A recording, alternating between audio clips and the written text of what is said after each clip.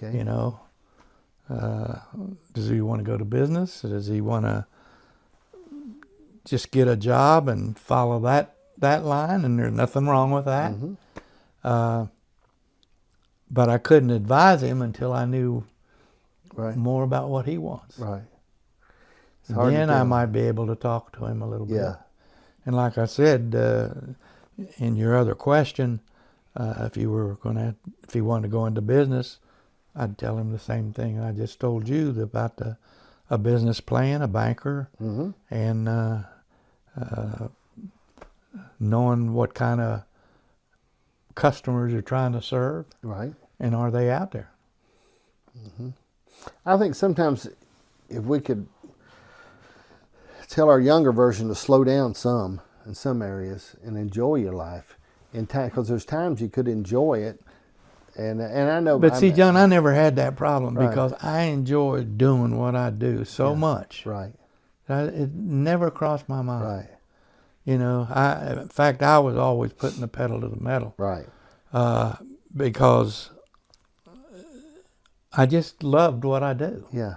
And that's another thing, going back to talking to young people, John. You gotta try to steer them into something that they really have a passion for. Yes, sir. They'll be successful in that kind of work. Right. They're not going to be too damn successful in Yeah. something that they look at as a job. Yeah. You know, I never, all the times that I started with FMC, I never looked at them as a job. I didn't tell you this, but I worked as a butcher for Patty's daddy. Well, I can't even remember where the company store was, but that's how that was my first job out of college, cutting up chickens. Yeah.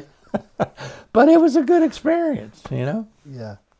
I think we all build on all those things in our life, and it's good to remember those, and I think about those a lot. Another one that I didn't tell you about, John, when I was in college, I roomed with these folks, and they sort of took me into their family.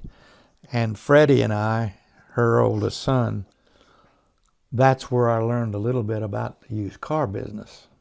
And his daddy was a top-notch mechanic. Mm-hmm.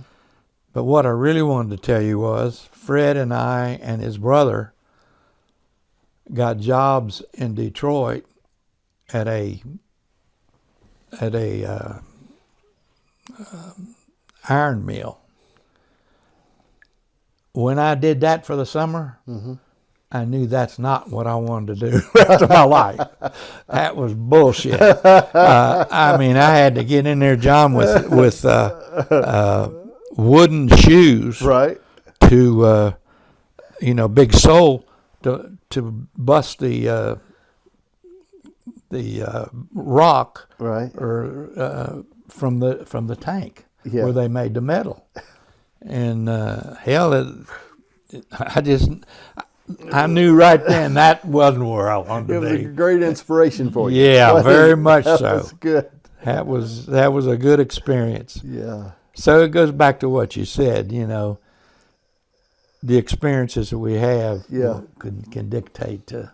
I believe that where we're. It can focus us along. I think there's so many, and I think life, there's seasons in life for things, and you've come through some seasons, man. And a lot of people never recognize the season.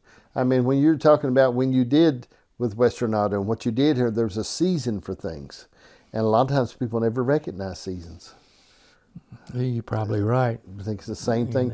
I've said you'll find yourself standing out in the snow in a pair of shorts if you don't recognize the season. And in life, you'll find yourself in a position you're thinking, man, what in the world, I mean, when I pastored a church, there was a season. There was 20 years. I knew what I was supposed to do, and I've got friends of mine, and I talk to them a lot about being a pastor. I know some good pastors, and I said I wasn't called to be a pastor. I was called to pastor this church, this one church, and that's what I was supposed to do. And there was a season for that. And how long did you do that, John? Almost 20 years. 20 years. And there was a season and I traveled in the mission field. I'd done things then I would leave here and go to countries and places, know nobody. Just get off the plane. And No kidding. I went over and, and a lot of people talk about going to the Bahamas. I went to the Bahamas, knew no one.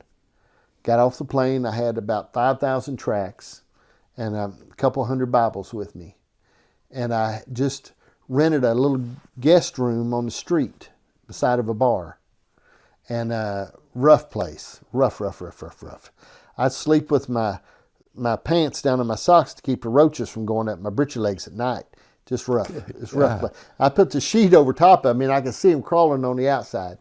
And every morning I would get up and walk the streets and just talk to people and give them a tract. And the tract I passed out said, "What must I do to be saved?"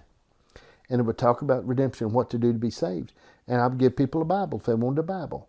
And I would just walk. How were you received, John? In that? I tell you what, I could, 10 years after that, I took my Colson with me we took him for his graduation. My dad and I did to the Bahamas. Just took him for graduation. And them women would come out of them stores and out of the marketplace and see me and run and hug me. And talk to me, and they'd kiss me, put them lips on me. Lord, they'd kiss me and hug me, and I don't know. It was such a time in my life, a season, that it was so good that I didn't know it was that, but I had no fear. There was no fear there. I would just go. I'd just start walking down an alley. But you did it all on your own. I'd just go. I'd just take off. I didn't know nobody. Had no idea. No churches. No, nobody. I would just take off walking. And did you feel that the good Lord had his hand in? He did. He took care of me. He walked me out.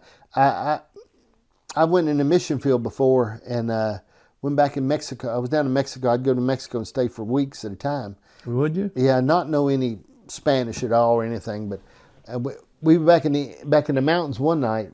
A friend of mine. John, how did you support yourself in those things? I'm telling you, it wasn't you. I'll tell you this. I'll tell you that. Remind me to tell you about the water. But what I done, we'd be back in the mountains. I'd be back there for weeks at a time. Smelt bad, dirty. Didn't really have no place to take a bath, no shower. One time I was riding a little black donkey. That always seemed to give me one that wasn't broke because they knew time I got done they'd be broke. But I remember going around the mountains. It's dark up in the night. We were going from one little old hut church to another one way up in the night. And we was riding up this little old trails and I couldn't see nothing. So black you could hold your hand up. But the old donkey could see.